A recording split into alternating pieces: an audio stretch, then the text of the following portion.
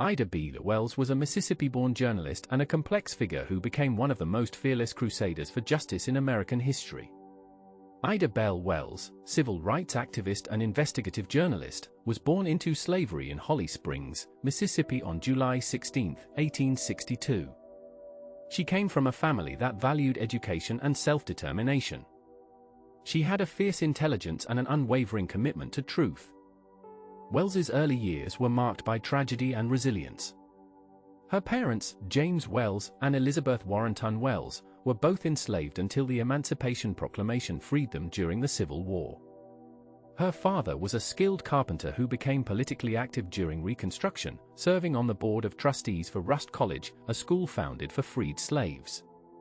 Her mother was known for her deep religious faith and her determination to see her children educated.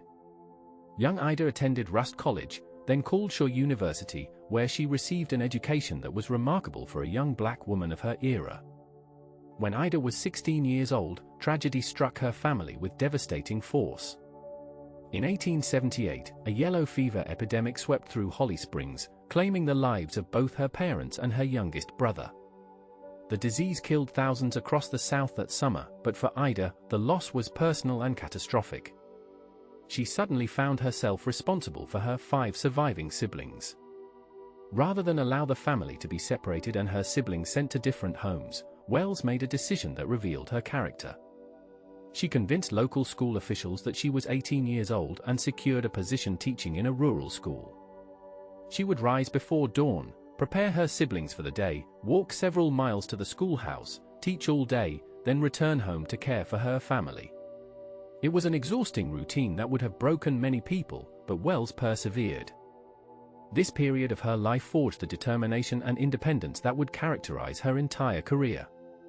Eventually, Wells moved to Memphis, Tennessee to live with an aunt, bringing some of her siblings with her. In Memphis, she continued teaching and attended summer sessions at Fisk University in Nashville to further her education. She began to build a life for herself in the growing city. Memphis in the 1880s was a complicated place for African Americans. The city had a substantial black population and some opportunities for advancement, but it was also a place where the promises of Reconstruction were being systematically dismantled. Wells would soon experience this reality firsthand. In 1884, an incident occurred that would transform Wells from a schoolteacher into an activist. She had purchased a first-class ticket on the Chesapeake and Ohio Railroad for a trip from Memphis to Nashville. She took her seat in the ladies' car, as was her right as a first-class passenger. However, the conductor ordered her to move to the smoking car, which was the designated car for black passengers regardless of what ticket they had purchased. Wells refused. She had paid for first-class accommodation and she intended to receive it. When the conductor tried to physically remove her from her seat, Wells resisted. According to her own account, she braced her feet against the seat in front of her and bit the conductor's hand when he grabbed her. It took 3 men to drag her from the car. The other passengers, all white, applauded her removal. Wells did not accept this humiliation quietly. She sued the railroad company for discrimination. In 1885, a local circuit court ruled in her favor and awarded her $500 in damages. It was a remarkable victory, one that seemed to affirm that the law would protect the rights of black citizens. However, the railroad appealed to the Tennessee Supreme Court, which reversed the lower court's decision in 1887. The higher court ruled against Wells and ordered her to pay court costs. The decision was a bitter lesson in the reality of justice in the post-Reconstruction South. The law, Wells learned, would not protect black citizens when white interests were at stake. This experience radicalized her and set her on the path toward activism. During this time, Wells had begun writing for black newspapers under the pen name Iola. She wrote about education, race relations, and the conditions facing African Americans in the South. Her articles were sharp, insightful, and uncompromising. She criticized both white racism and what she saw as the accommodationist approach of some black leaders. Her writing attracted attention and she began to develop a reputation as a fearless commentator on racial issues. In 1889, Wells became co-owner and editor of the Memphis Free Speech and Headlight, a black newspaper. She used this platform to advocate for black rights and to expose injustice. She continued teaching while running the newspaper, though this dual career would not last long. In 1891, Wells wrote an editorial criticizing the Memphis School Board for the inferior conditions in black schools compared to white schools. She suggested that the real problem was not lack of funding but the board's indifference to black education. The editorial caused a scandal. Wells was not rehired for the next school year. The school board made it clear that her outspoken journalism was the reason for her dismissal. Rather than retreating, Wells decided to commit herself fully to journalism. She traveled throughout the South selling subscriptions to the free speech and building the newspaper's circulation. She became one of the few black women in America supporting herself through journalism. The event that would define Wells's life and legacy occurred in March 1892. 3 black men, Thomas Moss, Calvin McDowell, and Will Stewart, were lynched in Memphis. These were not strangers to Wells. Thomas Moss was a close friend, the godfather of her daughter. The 3 men had owned a grocery store called the People's Grocery, which competed with a white-owned store in the same neighborhood. After a confrontation between white and black residents in the area, the 3 men were arrested. A white mob dragged them from jail and murdered them. The official story claimed the men had been shot while trying to escape, but everyone knew the truth. They had been lynched. The lynching of her friends transformed Wells. She began to investigate lynching systematically, collecting data and analyzing the justifications given for these murders. What she discovered challenged the prevailing narrative about lynching in America. The common justification for lynching was that it was necessary to protect white women from rape by black men. This was the story told in newspapers, from pulpits, and by politicians. It was the excuse that allowed mobs to murder black men with impunity. But Wells's research revealed a different truth. She found that in most cases, lynching victims had not been accused of rape at all. They had been killed for economic competition, for not showing proper deference to whites, for trying to vote, or for consensual relationships with white women. Even in cases where rape was alleged, there was rarely any evidence, and often the accusation came only after the lynching had already occurred. Wells published her findings in the Free Speech in May 1892. Her editorial was explosive.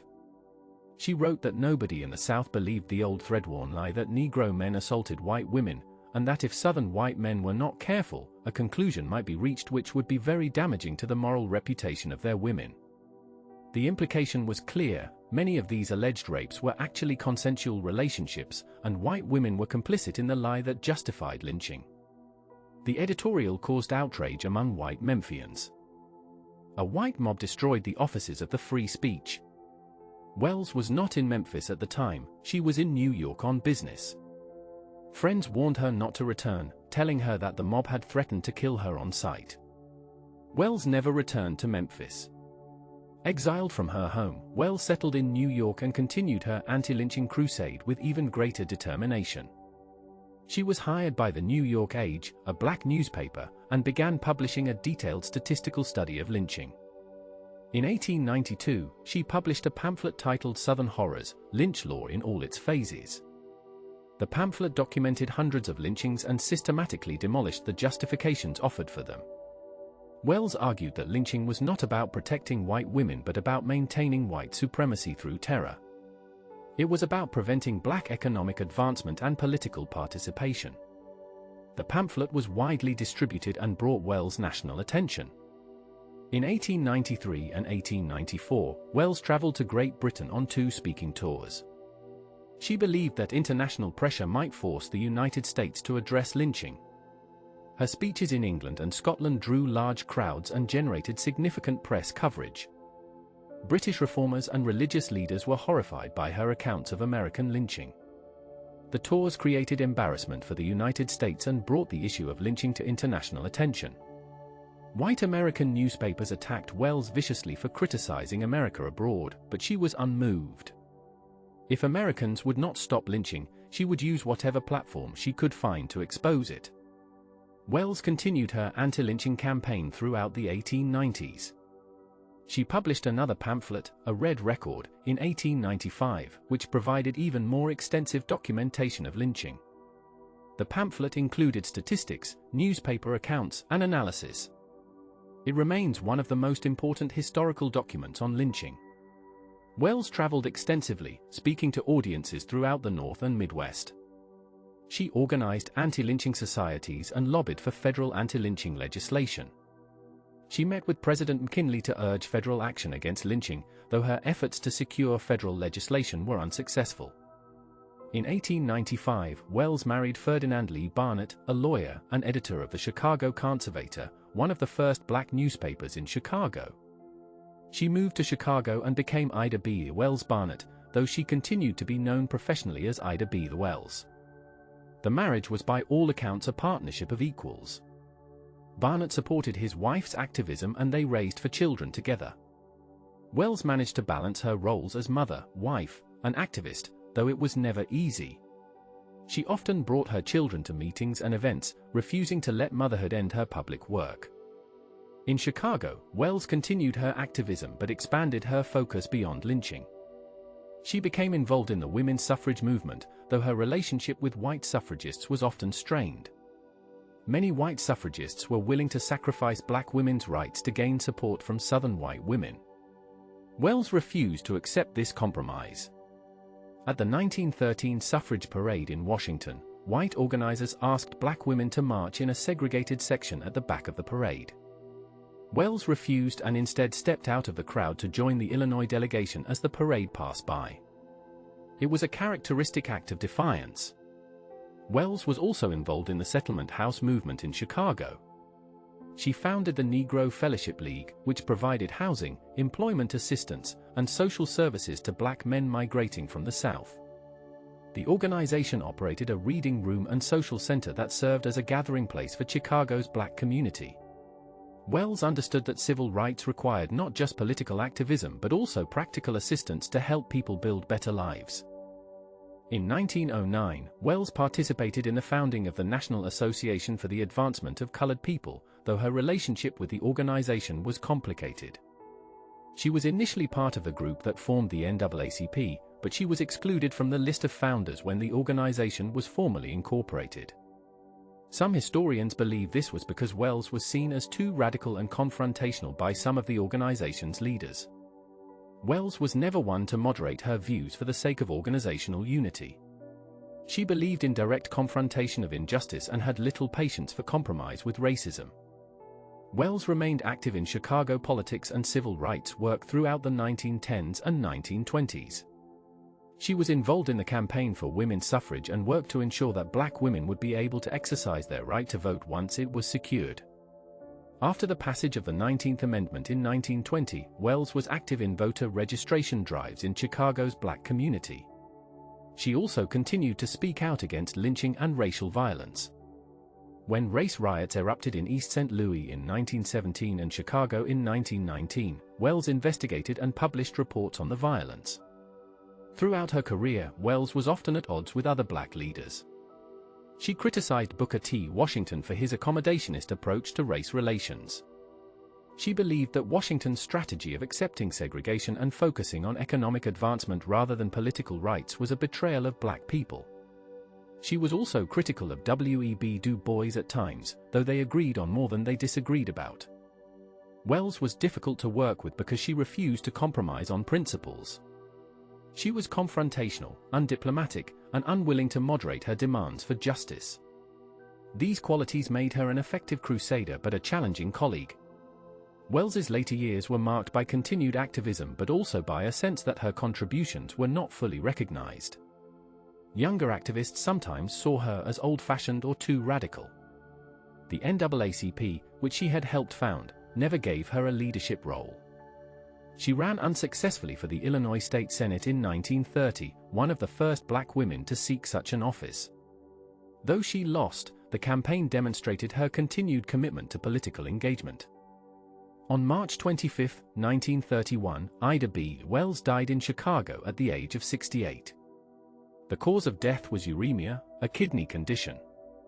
Her funeral was attended by thousands of people from Chicago's black community and beyond. She was buried in Oakwood Cemetery in Chicago. In death, as in life, Wells was remembered as a fierce advocate for justice who never compromised her principles. Wells's legacy is that of a pioneer in investigative journalism and civil rights activism. She was one of the first people to systematically document lynching and to challenge the narratives used to justify it. Her work laid the foundation for the anti-lynching movement of the early 20th century. Though federal anti-lynching legislation was not passed during her lifetime, her work brought national and international attention to the issue and helped shift public opinion. Modern historians recognize Wells as one of the most important figures in African American history and in the history of journalism. She pioneered investigative reporting on racial violence at a time when such work was extremely dangerous. She risked her life repeatedly to expose injustice. She refused to be silenced by threats, exile, or social pressure. Her autobiography, Crusade for Justice, published posthumously in 1970, has become a classic text in African American studies and women's history. Wells was also a pioneer for Black women's activism. At a time when both racism and sexism limited opportunities for Black women, Wells carved out a space for herself as a journalist, speaker, and organizer. She refused to accept that her gender should limit her activism. She challenged both white supremacy and patriarchy, often simultaneously. Her example inspired generations of Black women activists who followed her. Perhaps Wells's greatest legacy is her demonstration that truth-telling is a form of activism. She believed that exposing injustice was the first step toward ending it. She documented lynchings meticulously, collecting names, dates, and circumstances. She published her findings widely, making it impossible for Americans to claim ignorance about what was happening. She understood that silence and complicity were allies of oppression, and she refused both. Her journalism was activism, and her activism was grounded in rigorous investigation and documentation. Wells also understood the importance of international pressure in advancing human rights. Her speaking tours in Britain brought international attention to American lynching and created diplomatic pressure on the United States. This strategy of appealing to international opinion would be used by later civil rights activists, including those involved in the modern civil rights movement of the 1950s and 1960s. Wells pioneered this approach decades earlier. The assessment of Wells's life must acknowledge both her tremendous achievements and the limitations she faced. She never succeeded in securing federal anti-lynching legislation, a goal she pursued for decades. She was often marginalized within the organizations she helped create. Her confrontational style sometimes alienated potential allies. She struggled financially for much of her life, as her activism left little time for more lucrative work. Yet these limitations do not diminish her achievements. She accomplished extraordinary things despite facing obstacles that would have stopped most people. In the end, Ida B. Wells was a woman of exceptional courage and integrity who dedicated her life to fighting injustice. She was exiled from her home, threatened with death, and attacked in the press, yet she never stopped her crusade. She understood that silence in the face of injustice is itself a form of injustice. She chose to speak, to write, to investigate, and to agitate for change, regardless of the personal cost. Her legacy is a reminder that individuals can make a difference, that truth-telling matters, and that courage in the face of oppression is always necessary. Wells was not perfect, but she was fearless, and that fearlessness changed history.